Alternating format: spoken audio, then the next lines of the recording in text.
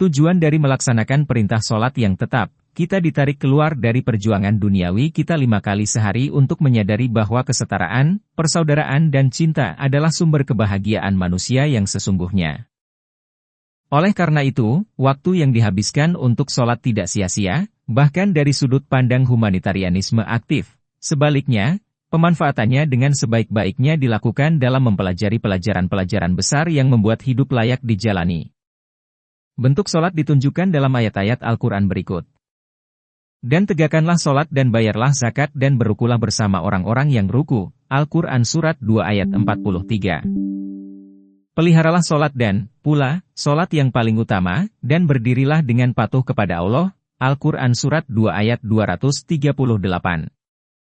Sesungguhnya sholat itu diwajibkan kepada kaum mukmin pada waktu yang ditentukan. Al-Quran Surat 4 ayat 103. Wahai orang-orang yang beriman, apabila diserukan panggilan sholat pada hari Jumat, maka bergegaslah kamu untuk mengingat Allah, dan tinggalkanlah urusan perdagangan.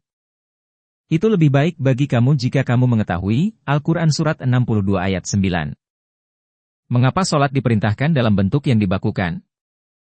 Tujuan sholat dalam Islam bukan hanya untuk mensucikan dan mengembangkan seorang hamba Allah. Lebih dari itu, salah satu tujuan sholat adalah untuk melenyapkan semua perbedaan di antara orang-orang, dan membawa cinta, kerukunan dan persatuan sejati kemanusiaan.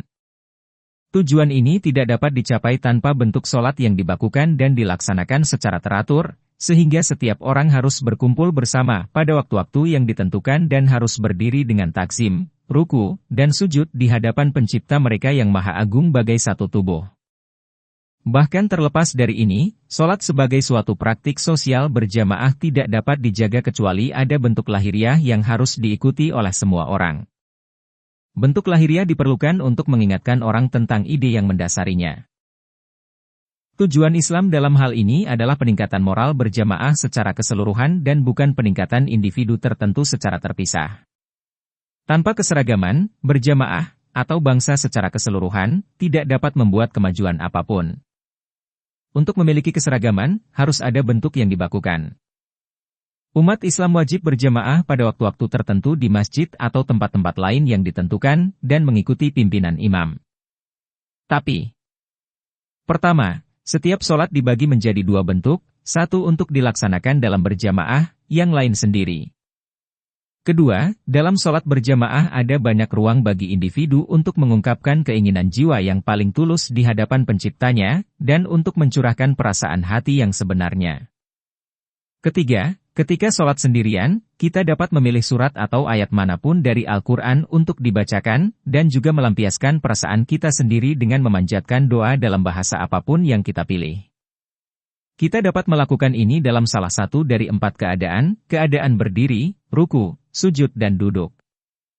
Cara ibadah Islam dirancang untuk memusatkan perhatian pada satu tujuan, realisasi kehadiran Tuhan. Berwudu sebelum sholat, sikap takzim saat keadaan berdiri, ruku, bersujud dengan dahi diletakkan di tanah, dan postur duduk yang khidmat, semuanya membantu pikiran untuk menyadari kehadiran Tuhan sebagai fakta, dan menyembahnya, seolah-olah menemukan sukacita dalam melakukan penghormatan kepada Guru Agung, tidak hanya dengan lidahnya tetapi dengan seluruh tubuhnya, mengadopsi sikap hormat. Semangat kerendahan hati dalam diri kita diekspresikan secara khusus dalam postur penghormatan yang kita adopsi saat sholat. Seluruh sholat adalah urusan yang paling khusyuk dan serius di mana hamba Allah tidak mengalihkan perhatiannya ke hal lain, juga tidak melakukan gerakan apapun yang akan mengalihkan perhatiannya atau mengganggu sikap sholatnya.